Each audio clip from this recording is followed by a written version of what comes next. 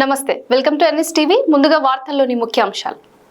జగిత్యాల జిల్లా మెట్పల్లి జగిత్యాల పట్టణంలో ఈరోజు Telangana union of working journalist, Indian journalist union ఆధ్వర్యంలో జరిగిన జిల్లా అధ్యక్షుడు ఎన్నికల సభలో కోరుట్ల ఎమ్మెల్యే డాక్టర్ కల్వకుంట్ల సంజయ్ గారు ముఖ్య అతిథిగా పాల్గొన్నారు.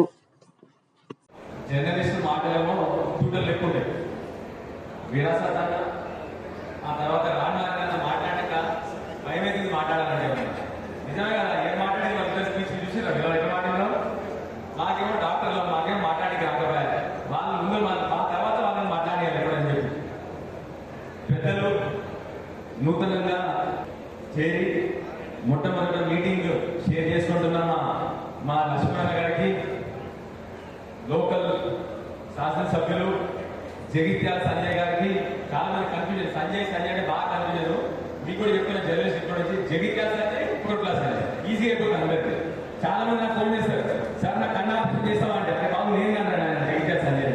ఇప్పటి నుంచి ఈజీ అనేది జగిత్యాల సంజయ్ కోరుట్ల సంజయ్ చాలా ఈజీ అయిపోలేదు, చాలా ఈజీ అయిపోతుంది.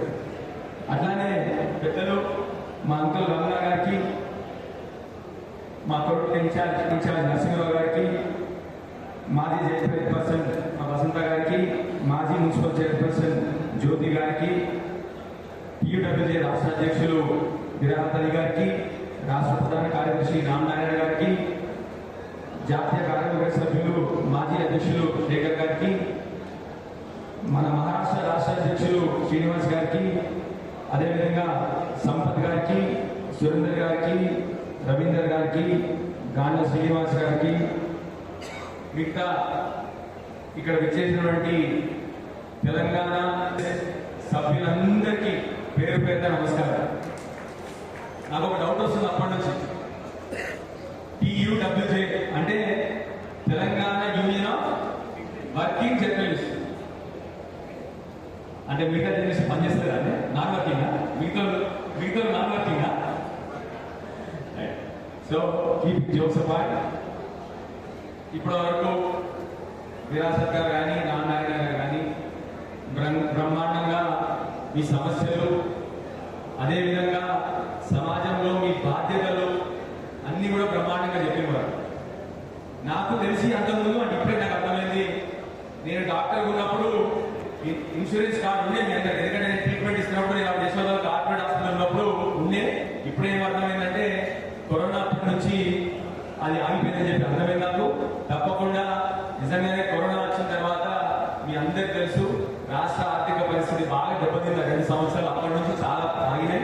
తప్పకుండా మంత్రివర్యులు ఇక్కడ ఉన్న శాసనసభ్యులతో కలిసి 100% మీకోసం అందరం కలిసి ముఖ్యమంత్రి గారు కానీ సంబంధిత అధికారులు కానీ అందరినీ కూడా తప్పకుండా మేము పోయి పోరాడి మీకోసం తప్పకుండా ఇన్సూరెన్స్ చేస్తాం.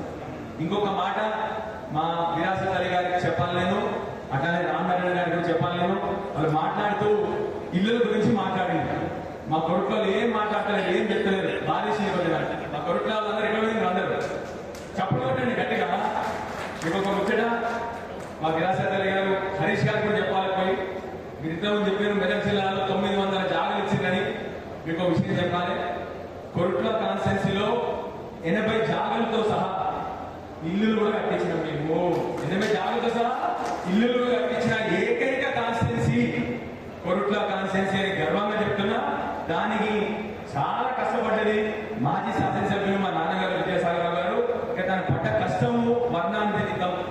ఇప్పటికి కూడా నా రిక్వెస్ట్ మా మంత్రి గారు ఇక్కడనే ఉన్నారు అన్నారు, ఓపెనింగ్ కాలేదు. నీ చేతుల కోసమే ఆగినట్టున్నది, నీ మంచి చేతుల కోసం ఆగినట్టున్న ఓపెనింగ్. తప్పకుండా మీరు ముందులకు వచ్చి అంటే ఒక 70 కోట్ల టౌన్లోనే కట్టాము. బ్రహ్మాండమైన జాగ్రత్త ఇల్లు రెడీ ఉన్నాయి. మా అన్నగారు వచ్చి ఓపెన్ చేయాలని చెప్పి మా లక్ష్మణ గారిని కోరుతా ఉన్నాను.